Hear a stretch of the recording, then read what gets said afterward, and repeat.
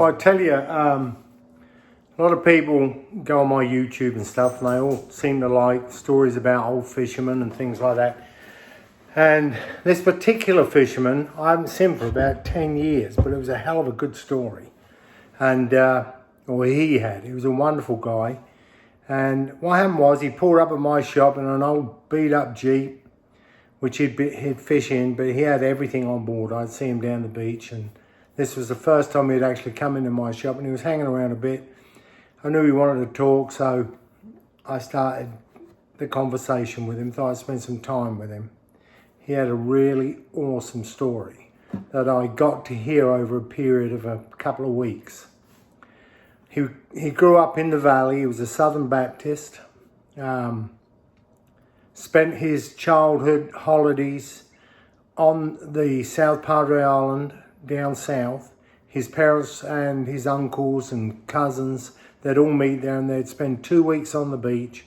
They'd dig a big hole behind the dunes which would fill with brackish water, and that's how the kids all kept clean. So that was the beginning of his story. And then as he grew up, sure enough, this was during the period of Vietnam, and he got called up. So his number come up, and he said his dad walked him to the bus station, and he said he always remembers that his dad kissed him on his eyes and said, "Make a promise that you'll come back." So off he goes to training camp, and he thought that being kissed on the eyes was strange, but off he goes to training camp and does his basic training, and he got his mission, which was to go to Vietnam.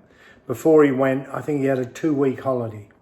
So he came home to be with his parents, and he said he was a proper Marine.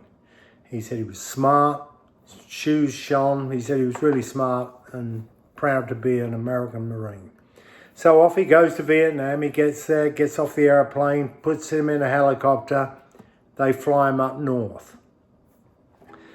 Gets off the helicopter, and there's a fort over to his left, and the guy tells him in the helicopter, okay, that's where he's got to go. So he starts walking towards it, and he sees 3 gentlemen walking along, and they just look terrible. They've got long hair, long beards, and he noticed one of them had sergeant stripes, so he stood to attention. He said, absolutely immaculate, saluted him. The 3 of them walked really close past him, didn't say a word. And he looked at them, and he noticed there was black on the back of one of them. And he looked closer, and it was ears and things like that this guy had collected on a belt, which he was wearing. He told me he thought he'd come to hell. He said, you've got no idea of the fear that was in me.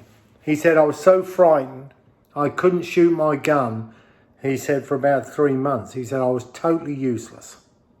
He said, and God saved my life. I said, oh yeah, how?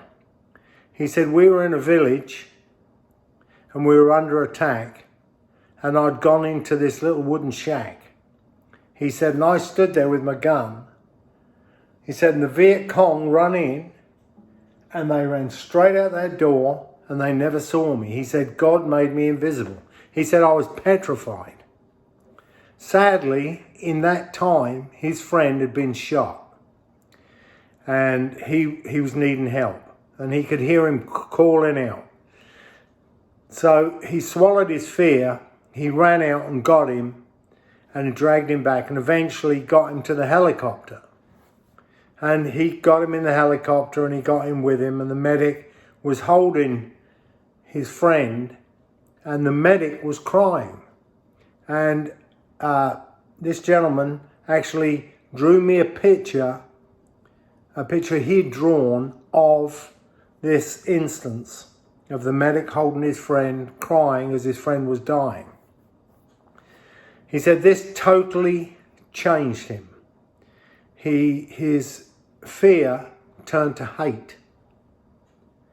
And he said, I would do anything to get even with the enemy. I'd hunt them down. He said, all my fear had gone. I just hated him. I didn't care if I was going to die. It was irrelevant.